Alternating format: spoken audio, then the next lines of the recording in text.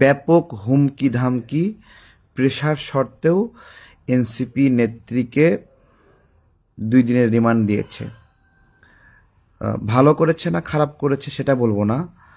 তো এখানে যে হাইপ তোলার চেষ্টা করা হয়েছিল, সেই সাংবাদিক আলাদা একটা স্টেটমেন্ট দিয়েছে। কার স্টেটমেন্ট সঠিক, কার স্টেটমেন্ট ভুল, সেটাও আমি বলবো না। আমার প্রশ্ন হলো, এনসিপির কতজন আসলে এভাবে গ্রেপ্তার হবে, বা এনসিপির কারা কারা গ্রেপ্তার হবে?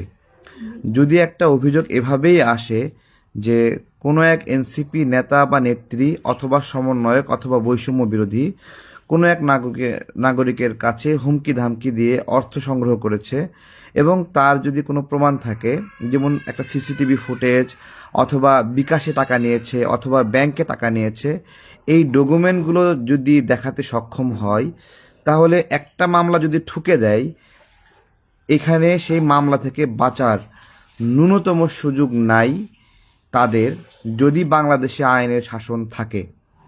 আমরা অপু বলেন, আরেকটা ছেলের নাম ভুলে গেলাম, গুলশান চাঁদাবাজিতে যে ধরা খাইলো, এখনো জামিন পায়নি, অথবা চট্টগ্রামে বিয়ের বাড়িতে চাঁদাবাজি, অথবা আপনার খুলনার মেলাকে নিয়ে চাঁদাবাজি, অথবা নড়াইলে ত্রাণের চাল চুরি নিয়ে ঘটনা, মানে যত ঘটনা আছে, পুরা বাংলাদেশে গণ অভ্যুত্থানের পরে একটা হাইপ তৈরি হয় সমন্বয়ক সমন্বয়ক সমন্বয়ক। এবং আমাদের আন্দোলনের সময়ও এতজন সমন্বয়ক ছিল না, আন্দোলনের পরে যতগুলো সমন্বয়ক বের হয়ে আসে সবাই সমন্বয়ক। এই সমন্বয়ক পদটা ধারণ করছিল কেন, সেটা আমাদের আগে জানতে হবে। এই সমন্বয়ক পদ ধারণ করলে মানুষকে ভয় দেখানো সহজ হতো, মানুষকে আওয়ামী লীগের দোষর বানানো সহজ হতো, এবং মানুষকে ট্যাগিং করে তার কাছ থেকে চাঁদাবাজি করা সহজ হতো। আমি এনসিপির একটা প্রোগ্রামের কথা বলছি, সেই প্রোগ্রাম তাদের রাজনৈতিক দল ঘোষণার। বগুড়ার এক ব্যবসায়ী যে 60টা গাড়ি আপনার যার কাছ থেকে চাওয়া হয়েছিল এনসিপির পক্ষ থেকে, 60টা গাড়ি দিতে হবে এনসিপির প্রোগ্রামে আসার জন্য। তো 60টা গাড়ি মিলে ধরেন এক একটা বাসের যা আপ ডাউন ভাড়া, তেল খরচ সব মিলে 50,000 টাকা করে যদি হয়, তাহলে 60টা তাকে 2.5 লক্ষ টাকা দিতে হবে। তো ওই ব্যবসায়ী 2টা বাস দিতে চায়।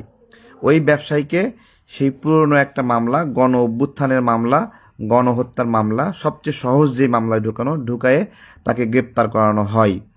তো এইভাবে বাংলাদেশে যারাই ক্ষতিগ্রস্ত হয়েছে তারা প্রত্যেকে একটা করে মামলা দিতে পারে।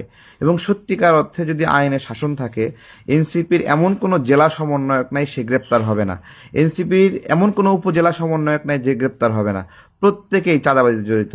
এবং আমি প্রমাণ দিয়েছিলাম যে কিভাবে এনসিপির প্রধান আক্তার সে চাঁদাবাজিতে জড়িত। আমরা আমরা হলো সেই শিরিন আপার কথা স্মরণ করি, তাকে কিভাবে পিপি বানানোর কথা বলে, এবং তাকে সুপারিশ না করে অন্য একজন সুপারিশ করেছে 50 লক্ষ টাকা নিয়ে। এরপরে যখন যখন আসিফ নজরুল স্যারকে সহ আমরা সবাই ধরলাম যে শিরিন আপা একজন ক্ষতিগ্রস্ত মহিলা গণ অভ্যুত্থানে, তার সন্তান মৃত্যুর মুখ থেকে ফিরে আসছে, মাথায় কোপ দিয়ে মাথা ফাঁক করে দেওয়া হয়েছে, এই মহিলাকে ক্ষতিপূরণ দেওয়া উচিত, তাকে সম্মানিত করা উচিত। এবং দেখেন, তার নাম আক্তার কাটিয়ে দিয়েছিল, কেটে দিয়ে যখন সে পিপি আসলে নির্বাচিত করেছে সরকার, তখন আক্তার হুমকি দিয়েছে যে 50 লাখ টাকা দিতে হবে, না দিলে পিপি দিয়ে এরকম দিতেও পারে, পিপি দিয়ে এরকম কাটতেও পারে। আজকে এইটাই একটা আলোচনার বিষয় যে হান্নান মাসুদের বাবাও নির্বাচন করছে, হান্নান মাসুদও নির্বাচন করছে। আচ্ছা বলেন তো, হান্নান মাসুদের বাবা এবং হান্নান মাসুদ দুইজনই নির্বাচন করছে কেন? এবং দুইজনই একই জোট থেকে নির্বাচন করছে, একই জোট থেকে। হ্যাঁ, সুপ্রিম পার্টি না কি যেন পার্টি আছে, সেখান থেকে মনে হয় সম্ভবত হান্নান ভাইয়ের বাবা আর হলো হান্নান দুজনেই নির্বাচন করছে। এইটা হলো ভোট কেন্দ্রে এজেন্ট বানানোর জন্য বাবাকেও প্রার্থী বানিয়ে দিয়ে এইভাবে একটা, মানে এটা একটা চালাকি আর কি আমরা দেখলাম আর কি। এবং সন্তানের আয় বাবার চেয়ে 18 গুণ বেশি, খুব ভালো প্রোগ্রেস করেছে।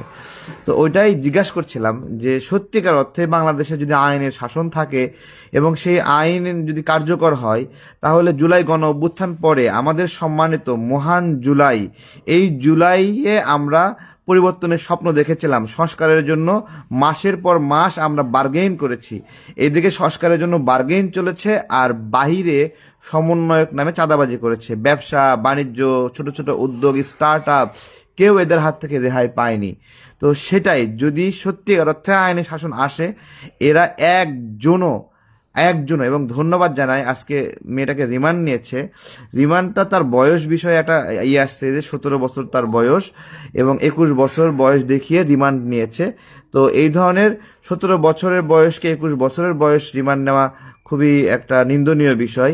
আমার সেই বিষয়ে আমি দেখলাম যে 17 বছরকে 21 বছর দেখিয়ে রিমান্ড নেওয়া হয়েছে।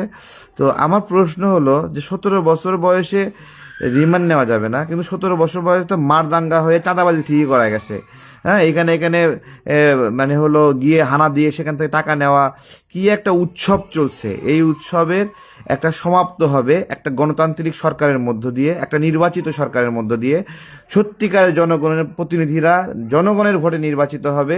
সেই নির্বাচিত হয়ে তারা জনগণকে রক্ষা করবে, তাদের একটা দায়বদ্ধতা থাকবে।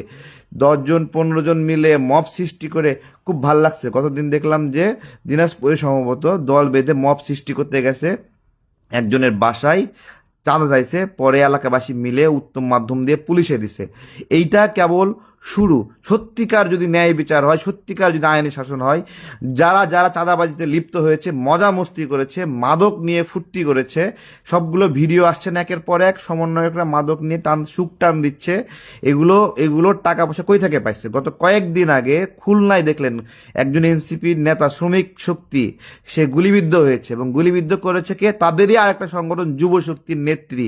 এবং সেই বাড়িতে কি মজা মস্তি চলতেছিল সেটা আপনারা জানেন। এই হলো জুলাই গণ অভ্যুত্থানের পরবর্তীতে জুলাইকে মিস ইউজ করে।